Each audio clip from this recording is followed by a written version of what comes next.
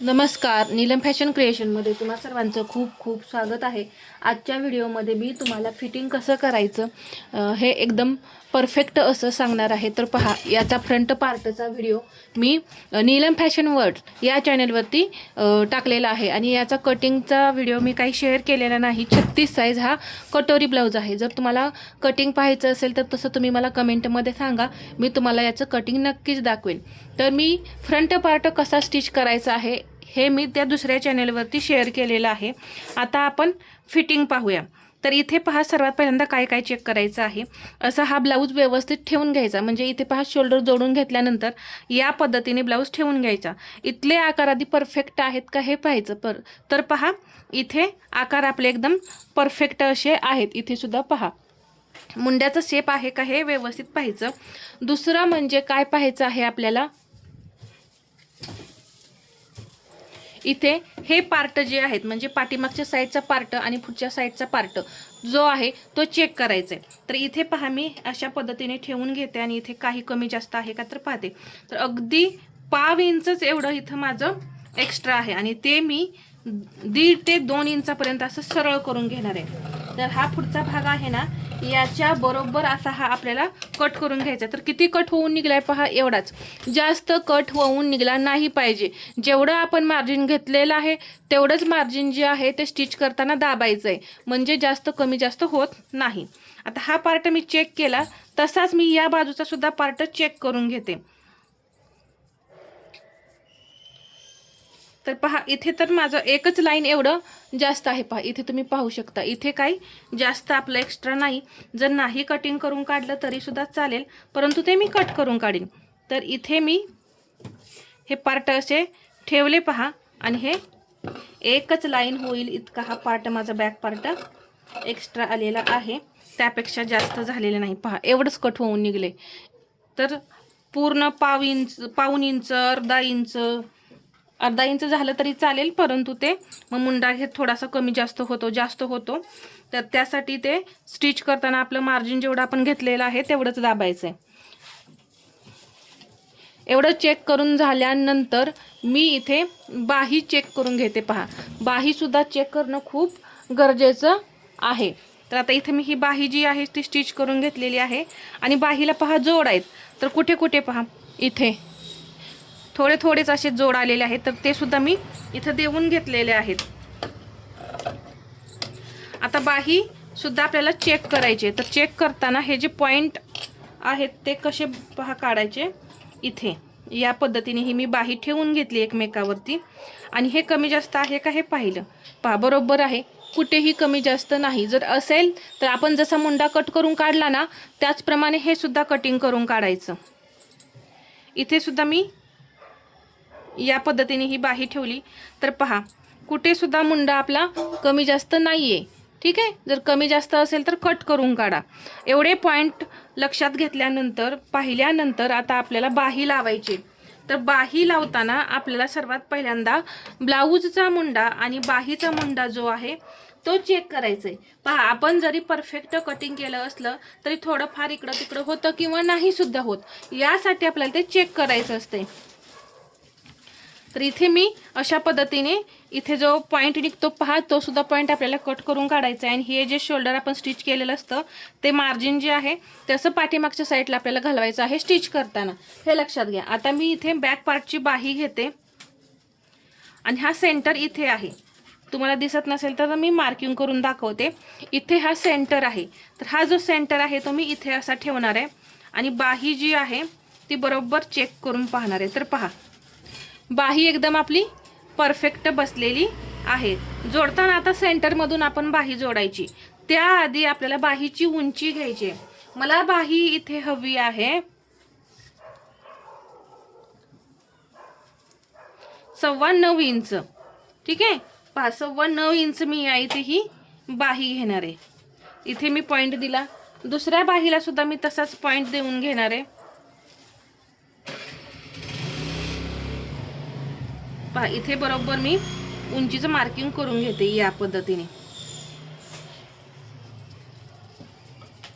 Marking करून झाल्यानंतर जी बाही आहे. आता इथे पहा, हा खोल खड्डा, इथे तुम्हाला आकार दिसतोच, परंतु दिसत नसेल तर मी काय सांगितलेलं आहे, समजत नसेल पाठीमागचा भाग कोणता, पुढचा भाग कोणता, तर त्यासाठी तुम्ही या पद्धतीने जसं मी मार्किंग करून ठेवलंय त्या पद्धतीने सुद्धा मार्किंग करू शकता, किंवा इथे एक नॉच देऊ शकता.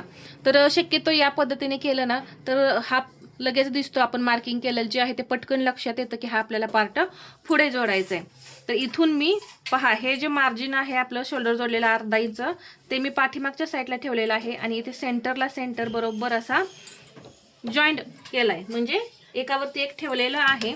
आणि आता मी इथं बाही जोडून घेते.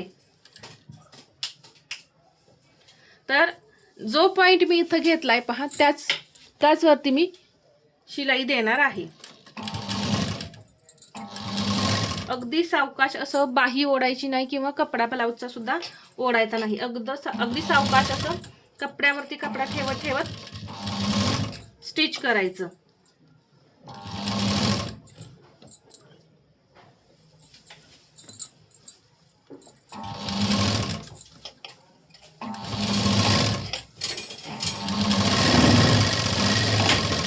हा एकदम परफेक्ट असं मॅच झालं, बाही आपली कमी पडली नाही. आता हा धागा जो आहे तो मी कट करून काढते. आता दुसरा जो बाजू आहे दुसऱ्या साईडची, ती सुद्धा आपण याच पद्धतीने जोडून घ्यायची. सेंटरला या पद्धतीने स्टिच करत करत यायचं. पहा, दोन्हीकडे समसमान मार्जिन घ्यायचंय, कमी जास्त होऊ द्यायचं नाही.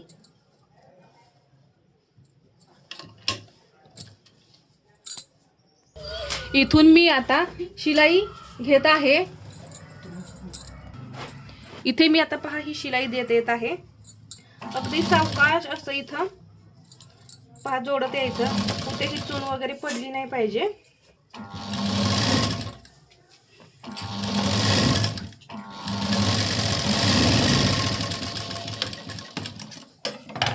पहा, तर इथे सुद्धा बाही आपली बरोबर मॅच झाली. आता इथे डबल शिलाई देऊन घेऊया.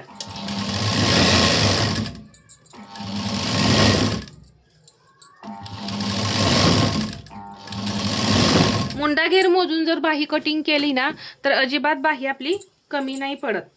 आणि मी बरेच व्हिडिओ आपल्या चॅनेलवर बाही मुंडा घेर मोजून बाही कटिंग कशी करायची हे सांगितलेलं आहे. आता मी दुसरी बाजू सुद्धा जोडून घेते, म्हणजे बाही आपल्याला स्टिच करून घ्यायची आहे. तर इथे पहा, मी ही बाही जोडून घेतलेली आहे आणि ही जी लेस होती ती सुद्धा मी अशी या पद्धतीने बाहीला लावून घेतली आहे. आता फिटिंग करायचं आहे.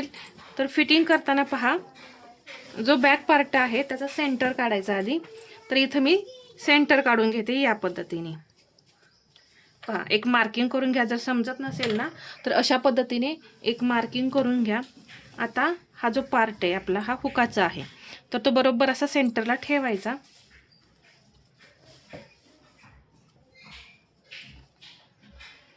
आणि इथे पहा, या पद्धतीने हा पार्ट ठेवल्यानंतर इथे पहा, एवढं हे जे आहे ते आपलं फ्रंट पार्ट एक्स्ट्रा होते. आणि ही बाही जी आहे ती अशी ठेवायची. इथे बाही आधी या पद्धतीने इथे हे पॉइंट चेक करून घ्यायचे, असे एकमेकावर येत आहेत का, तर येत आहेत. आणि इथून परत हे या पद्धतीने, तर हे जोडून घेते मी.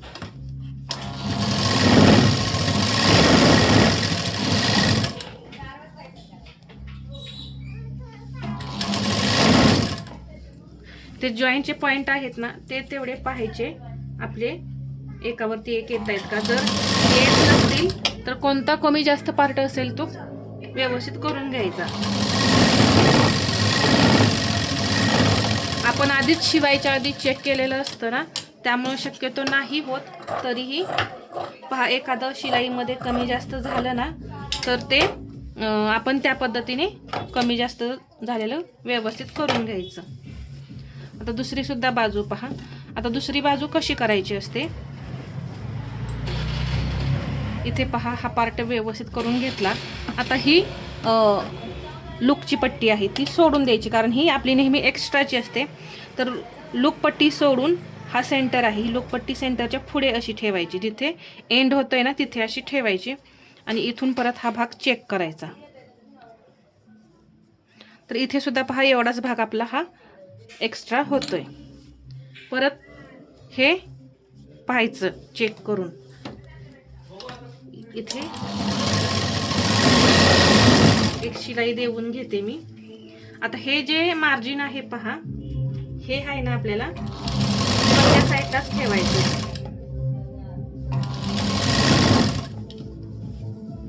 आणि हे असं एकमेकावरती पाहायचं पहा. आता इथे मला थोडंसं कमी जास्त वाटत आहे तर मी ते असं एकच लाईन असं कमी जास्त होतं तर ते मी पहा असं ॲडजस्ट केलं. फक्त एकच लाईन, जास्त असेल तर होत नाही, त्या आतमध्येच आपल्याला शिलाई मारून करावं लागतं. आता आपण ब्लाऊजमध्ये 1.5 इंच शिलाई मार्जिन घेतलंय तर इथेच आपलं 1/2 इंच मार्जिन गेलं. ठीक आहे, इथंच आपलं हे 1/2 इंच मार्जिन गेलं. आता हा ब्लाऊज जो आहे तो असा उलटा करून आपण एक शिलाई देऊन घ्यायची पहा. इथे इथे थोडंसं असं हाताने प्रेस करा आणि परत हा असा भाग व्यवस्थित करून घ्या आणि एक कडेला शिलाई द्या. एक 1/2 इंचावरती शिलाई द्या. अगदी कडेला अशी शिलाई देऊन घ्यायची पहा. हे जे पॉइंट आहेत ते अगदी असे व्यवस्थित करूनच मग शिलाई द्यायची. इथे सुद्धा पहा मी हे पॉइंट, कपडा जर जाड असेल ना तर अशा पद्धतीने करावं लागतं.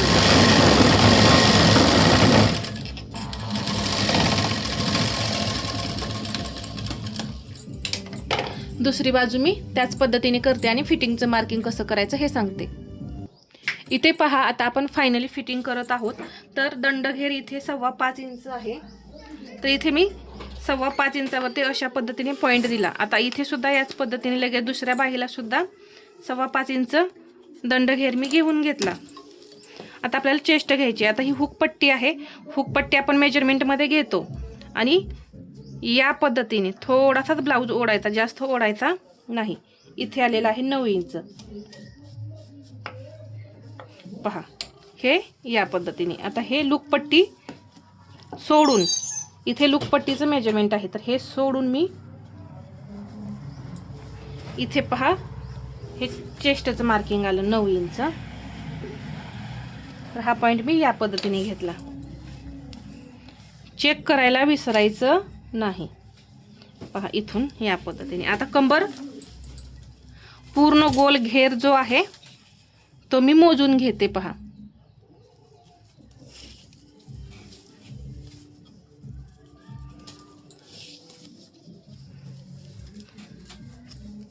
सव्वा 34 इंच इथं आपला हा घेर येत आहे. आपली कंबर किती आहे हे मी आधी जुन्या ब्लाऊजवरून चेक करून घेते. तर इथे पहा आपलं कंबर भरलेली आहे 34.25 आणि आपली कंबर आहे ब्लाऊजवरती 29.5. तर पहा 1 2 3 4 आणि हा 5. तर 5ला 2 लाईन कमी असे आपलं कंबर आहे. तर आपण काय करणार आहे, 1.25 इंचच घेणार आहे पहा. इथे या पद्धतीने 1.25 इंच आणि इकडे सुद्धा 1.25 इंच किंवा एक लाईन तुम्ही अशी कमी केली तरी सुद्धा चालेल. जसं जेवढं आहे परफेक्ट तेवढंच ठेवलं तरी सुद्धा चालतंय. आता ही लाईन मी सरळ ओढून घेते. आता पहा इथे पहा या पद्धतीने एकदम सरळ फिटिंग आलं. तुम्हाला या इथे दिसत असेल, मी तुमच्या समोरच कसं फिटिंग करायचं हे दाखवत आहे पहा. आता हा पार्ट सुद्धा मी असाच ठेवते. पट्टीने ही लाईन अशी ड्रॉ केली तर पहा बरोबर फिटिंग आपलं हे सरळ आलेलं आहे. जर तुम्हाला मुंडा घेर मोजायचा असेल तर पहा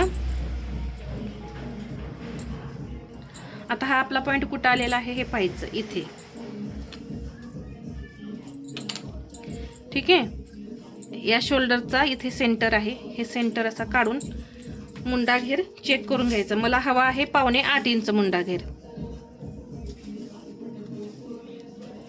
तर पहा आलं की नाही 7.25 इंच मुंडा घेर. पहा इथे दिसतंय तुम्हाला 7.25 इंच बरोबर मुंडा घेर आलेला आहे. हा फिटिंगचा पॉइंट इकडे जो आहे तोच इकडे असा हे करायचा आणि पहा बरोबर 7.25 इंच आपला हा मुंडा घेर जो आहे तो आलेला आहे. पहा इथं फिटिंग. ठीक आहे, म्हणजे काय होतं जेव्हा आपण परफेक्ट कटिंग करतो ना आणि जेवढा आपण कटिंगमध्ये स्टिचिंगसाठी मार्जिन घेतलेलं आहे तेवढंच मार्जिन आपण शिवताना जर घालवलं ना तर बरोबर आपलं ब्लाऊज जो आहे तो येतो. आता इथे मी शिलाई देऊन घेते. पहा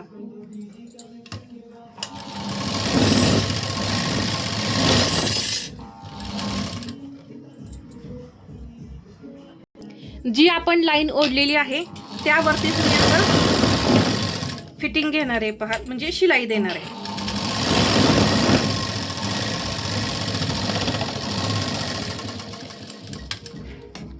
अशा पद्धतीने आपलं परफेक्ट असं फिटिंग जे आहे ते झालेलं आहे. तर मी कोणकोणत्या टिप्स ज्या सांगितल्या त्या तुम्ही नीट पहा व्यवस्थित. व्हिडिओ कुठेही स्किप करू नका, म्हणजे तुम्हाला सर्व पॉईंट जे आहेत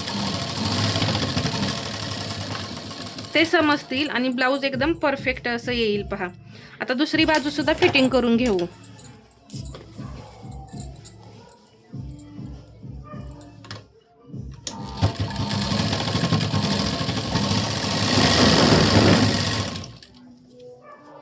हे वरतीच राहिलं पाहिजे. पहा या पद्धतीनेच आपल्याला हे फिटिंग करून घ्यायचंय.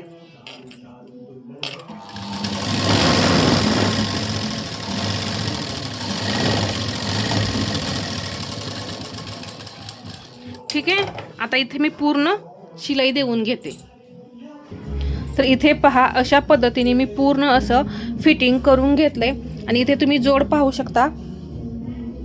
अजिबात आपले हे जोड जे आहेत ते वर खाली होत नाहीत. पहा एकदम परफेक्ट असे समोरासमोर हे जोड आपले जे आहेत ते आलेले आहेत. तर मी या इथे टिप्स सांगितलेल्या आहेत त्या वापरा आणि एकदम परफेक्ट असं फिटिंग करायला शिका. पुढचा भाग फिनिशिंग सहित कसा शिवायचा किंवा परफेक्ट फिटिंग कसं करायचं हे सर्व डिटेलमध्ये या आपल्या ब्लाऊजचं पूर्ण स्टिचिंग 2 व्हिडिओमध्ये झालेलं आहे. तर हा आजचा व्हिडिओ तुम्हाला कसा वाटला हे मला कमेंटमध्ये सांगा आणि व्हिडिओ आवडला असेल तर लाईक करा, शेअर करा आणि असेच नवनवीन व्हिडिओ पाहण्यासाठी आपल्या चॅनलला सबस्क्राईब करायला विसरू नका. धन्यवाद.